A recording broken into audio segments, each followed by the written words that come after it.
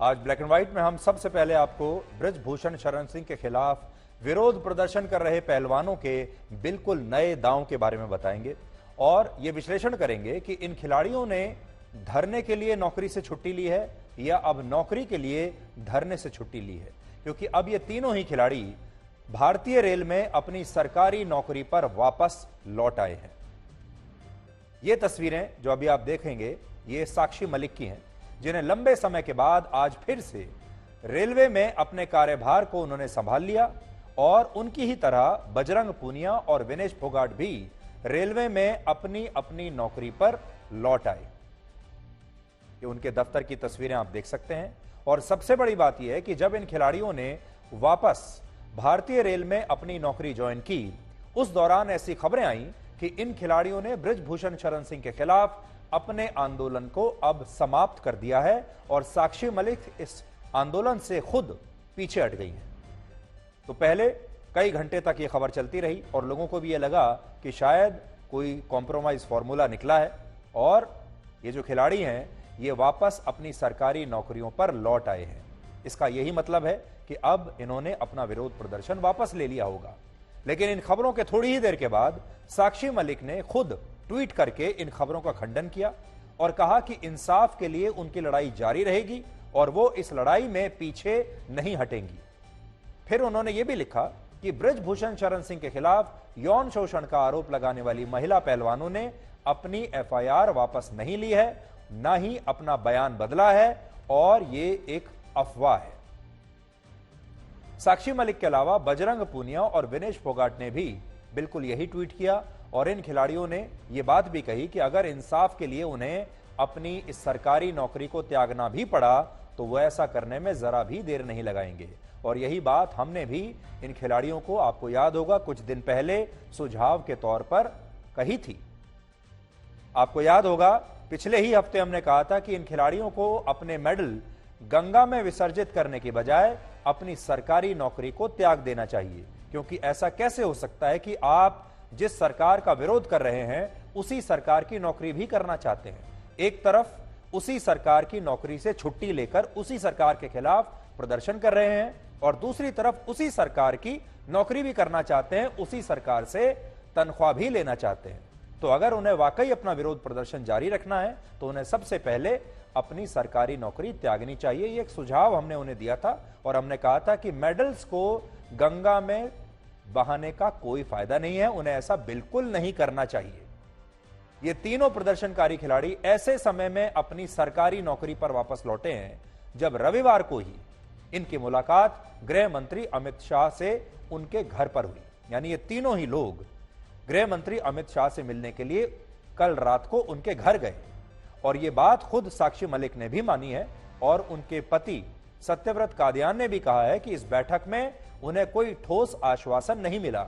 इसलिए प्रदर्शनकारी खिलाड़ी इस आंदोलन को लेकर अपनी रणनीति पर अब फिर से विचार करेंगे और यह आंदोलन पहले की तरह ऐसे ही जारी रहेगा।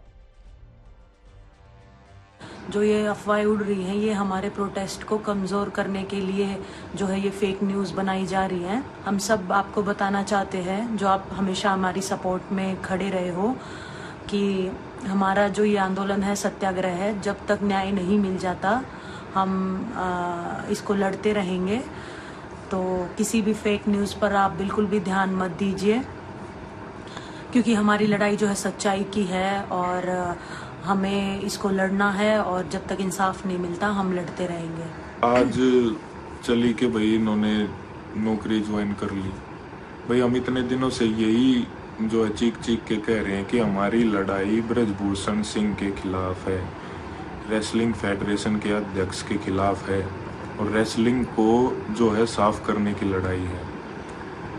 और नौकरी रही नौकरी की बात, तो आज इन्होंने सब ने ट्वीट भी कर दिया कि भाई न्याय की लड़ाई में अगर नौकरी बाधा आएगी तो भाई उसको भी हम छोड़ देंगे, लेकिन नौकरी तो सरकार की है और हमारी लड़ाई सरकार से है नहीं। हम स्टार्टिंग से बोल रहे हैं जो खिलाड़ियों की जो जायज मांगे हैं उसके ऊपर भारत सरकार पूरी पैनी नजर रखी हुई है और हर चीज को बहुत बारीकी से वो देख भी रही है और संभाल भी रही है। और मैं इतना कहना चाहूंगी कि जो खिलाड़ियों ने जो भरोसा करके मुझे मेरा जो कमेटी में नाम दिया था, मैं गर्व के साथ कह सकती हूँ कि मैंने किसी के साथ अन्याय नहीं किया और न अन्याय होने दूंगी।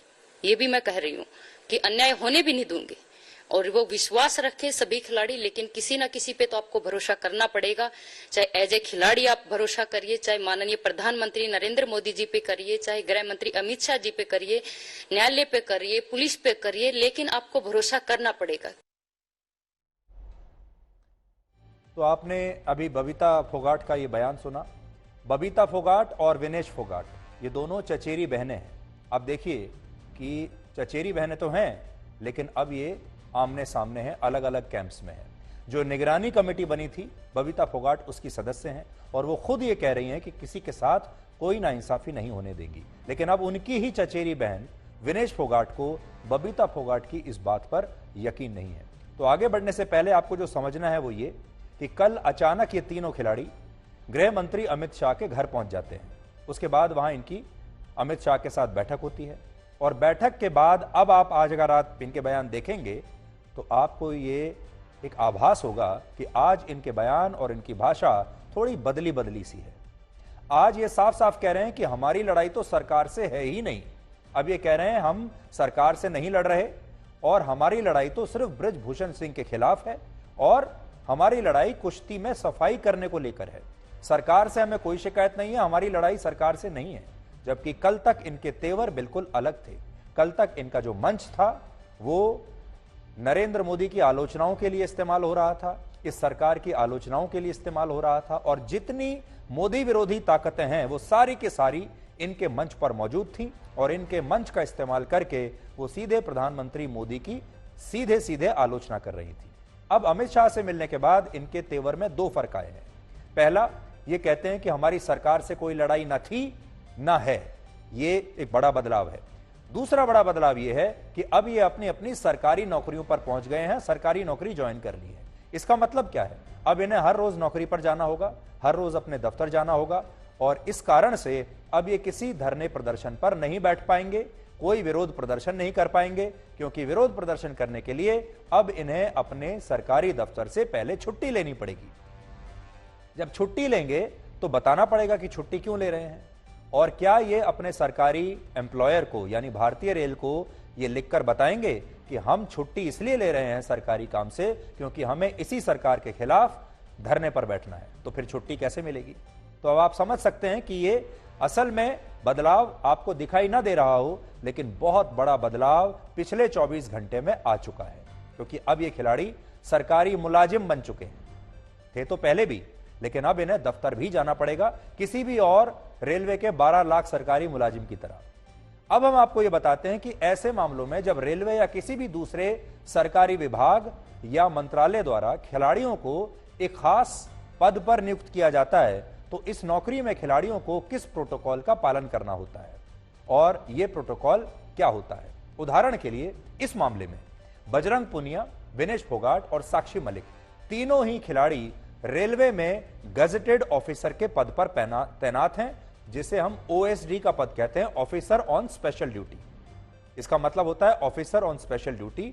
जो खिलाड़ी इस पद पर होते हैं उन्हें रेलवे हर महीने लगभग 1 लाख रुपए की सैलरी देता है। हालांकि बहुत सारे लोग इस बात को समझ नहीं पाते कि जिन खिलाड़ियों का रेलवे से कोई लेना देना नहीं, आखिर उन खिलाड़ियों को रेलवे ये नौकरी और ये सैलरी आखिर देता क्यों है, वो एक अलग बात हो गई।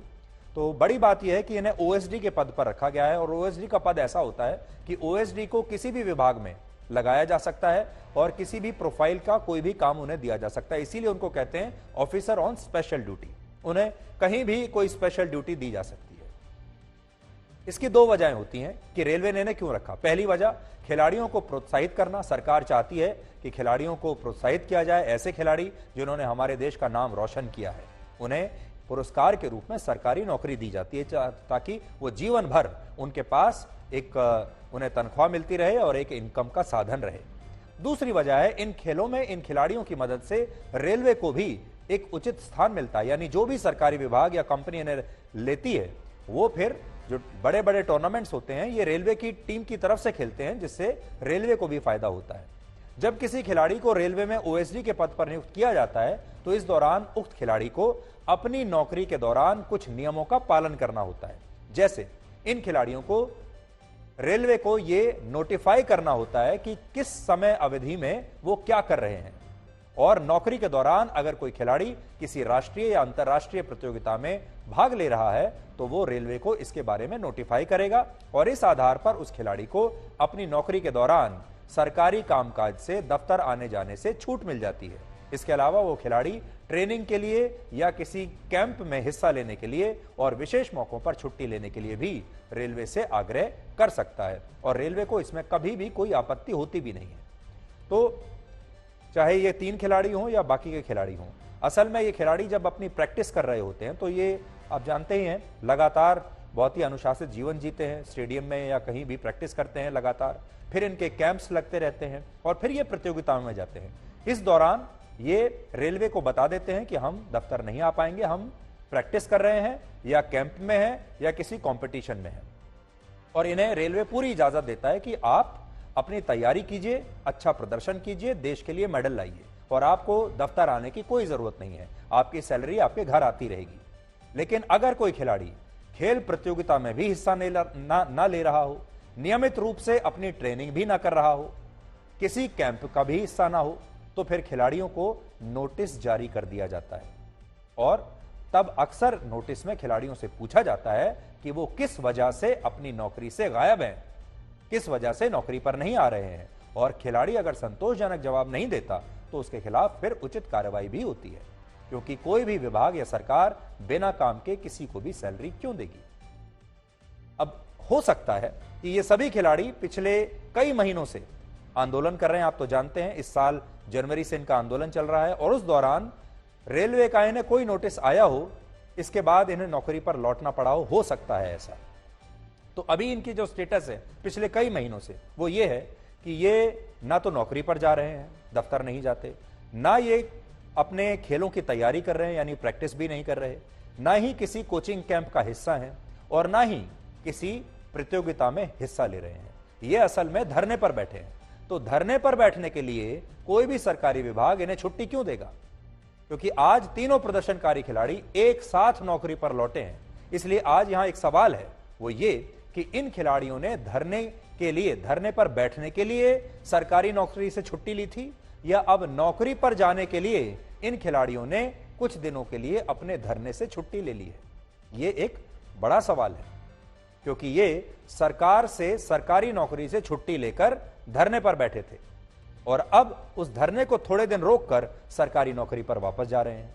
साक्षी मलिक का कहना है कि ब्रजभूषण शरण सिंह के खिलाफ पीड़ित महिला पहलवानों द्वारा एफआईआर वापस लेने की बात पूरी तरह से गलत है और ये बात हम आपको इसलिए कह रहे हैं, उन्हें भी इसलिए बतानी पड़ी क्योंकि हाल ही में एक खबर आई कि जो नाबालिग खिलाड़ी जिसने ब्रजभूषण शरण सिंह के खिलाफ शिकायत लगाई थी, जिसके कारण उनके ऊपर पॉक्सो एक्ट लगा, ऐसा बताया गया कि उस खिलाड़ी ने अपने पिता के साथ अदालत में जाकर जज के सामने अपना ये बयान बदल लिया है।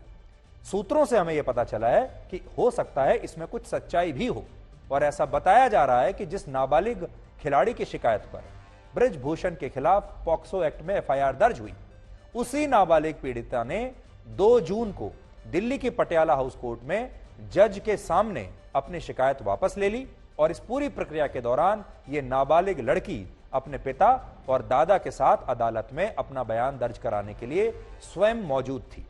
इस बयान में उसने शिकायत वापस लेने की बात कही है और हो सकता है कि जब इस केस में अगली सुनवाई हो तो कोर्ट इसके बारे में खुद से जानकारी भी दे और फैसला भी ले।